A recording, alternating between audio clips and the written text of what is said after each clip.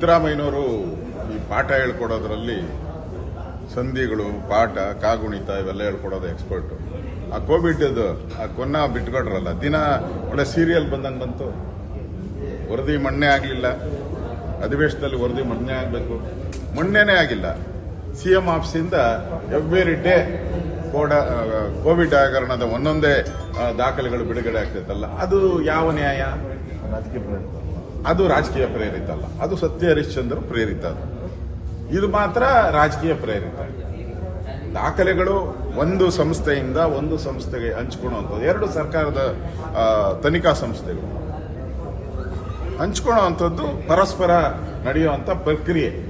ಇವ್ರ ತರ ಆಯೋಗದ ವರದಿಯನ್ನು ತಗೊಂಡುಕೊಂಡು ದಿನ ಇವರ ಮೂಢ ಹಗರಣವನ್ನು ಮುಚ್ಚಾಕಕ್ಕೆ ಕೋವಿಡ್ ಹಗರಣವನ್ನು ಮಾಡಿದ್ದೀರಿ ಅಂತ ಹೇಳುವಂಥದ್ದು ಸರಿ ಇಲ್ಲ.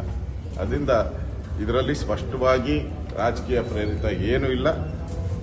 ಮೂಢ ಹಗರಣದಲ್ಲಿ ಕಾಂಗ್ರೆಸ್ ಸರ್ಕಾರ ಲೂಟಿ ಮಾಡಿರುವಂಥದ್ದು ಸ್ಪಷ್ಟವಾಗಿದೆ. ದಾಖಲೆ ಹಂಚು Ashwavega English news coming soon. Your channel, your voice, your trust.